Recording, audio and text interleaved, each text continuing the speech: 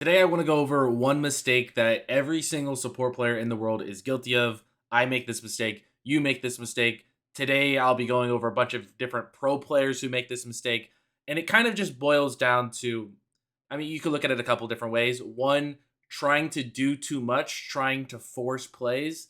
The other way of looking at it is just trying to make plays or engage for your team when they're not in a position to follow up. And I know everybody wants to be the hero. Everybody wants to make that super hypey play, especially late game team fights. If you're playing an engaged support, you want to be able to make the play to win the game for your team. But sometimes people are just doing too much and going at the wrong times. And that's what I'm going to be breaking down today. I have a few examples I pulled from recent LCS games to break down some examples of how not to engage, and as well some examples of how to engage. And I use Recon for all these examples so we can kind of see some similar examples through and through. Not to pick on Ayla, but he is going to be kind of the main victim here. All the examples I pulled of basically how not to play Rakan are from recent games that Ayla played. We're going to start things off with this clip here. Keep an eye on Ayla here towards the bottom of your screen throughout this play. Again, trying to do way too much. So that's the play. I'm going to back it up and just pause right here.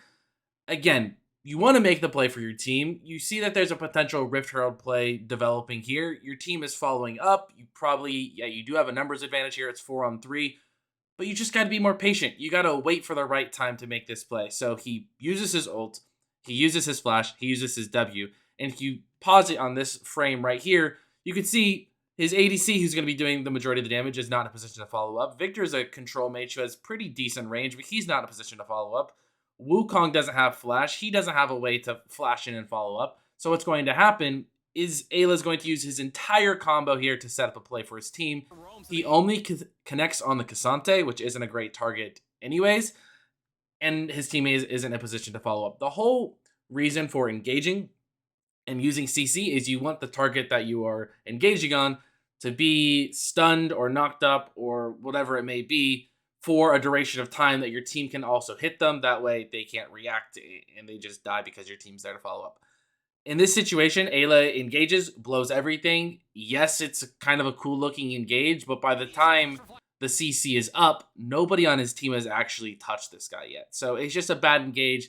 He's trying to do too much. There's a Rift Herald play developing. He could have just waited a little bit longer for his team to get there. They have the numbers advantage. Once his team was there, then they could have potentially made a play. So that's one example. Again, picking on Ayla quite a bit today, but it is what it is. Here's another example here. So Ayla's going to be starting off this fight at the top of the screen. Let's see what he does here. Again, similar situation. Burns the flash, burns the ulti, burns the W. If you look at his jungler, he's down here, completely out of the fight. ADC, once again, is kind of near the dragon, getting zoned by the Maokai, not in a position to follow up. Impact up here on the Jax isn't in a location that he can follow up. Vikla here on the Veigar, maybe in range for like a WQ, but how are you going to get there when there's a Varus and an Orianna standing in between? So again, another situation where he's going all in on a target. It's the Soraka, which I guess is an okay target, but again, it doesn't matter what target you're going on or how cool your engage looks if your team isn't in a position to follow up. So another poor example there of just trying to force a play, teammates not in the position to follow up, and it goes to waste. One last example here, how not to play Rakan, how not to engage as support. Let's let this one play out. Actually, they have it in slow-mo for us here. Now, this one's a little bit different because if you pause here, his team is with him. They're in a position to follow up, but again, he's trying to do too much. So let me break it down here. We'll go back, and it's in slow motion here. If you look, there are 3-4 people right here with his team in a position to follow up. He could just jump to his Sejuani. The people that are in melee range could could run through them to charm them, and then W in place. He's going to be with his team, and his team's going to be able to hit the front line. Instead, trying to do too much, he's going to actually flash and try to W on the Orianna, so kind of fails the engage as a whole. But even if you were to hit the Orianna in this situation, again, Veigar can't hit the Orianna. Jax can't hit the Orianna. His Sejuani right here is tanking the front line. So trying to do too much. He actually engaged at the right time in this situation with his team, but still focused the wrong target, trying to do too much, and went on a target that not only did he miss, but even if he did land the W on this Orianna, his team's not in a position to follow up. So instead, simplify things. If he just sticks on the front line here, maybe his team has a better chance of winning this fight. They probably lose it anyways, but you get the point. That's how he should have approached the fight. Now, let's look at some examples of how you should be engaging as support, when you should be engaging as support. And these examples that I pulled aren't always going to be the flashiest, and I think that's a big point I want to bring up, though, is you don't always have to go for the super insane play. You don't have to flash, charm, W, 5-man knockup. You don't have to do that. It's okay to be patient. It's okay to go for the simple, smart play. So here, a fight's breaking out. Winsome here on the Rakan is going to be towards the top side. And he's playing this very patiently. He doesn't see an opportunity. He doesn't see an opportunity. Prince is all the way back here, but he gets the kill. He gets the reset. He can walk up. Vikla, it now has room to walk up. Spica on the Maokai is coming from above. They have a pinch, and now he knows he has an opportunity to go in, and his teammates will be in a position to follow up. So he goes for the flash W, pausing it right here. It would have been a 2-man knockup. Instead, gets the 1 knockup on a priority carry in the mid laner. Also forces the flash out here, and his team is all in a position to follow up. They kill the Gory, or kill Gory on the Talia. These guys have to flash and run away, and now they're going to win the fight and get the dragon as a result. So just being smart, being patient, not just going in just because he sees an opportunity to go in, but waiting for his team to be in a position to follow up. A couple more examples here.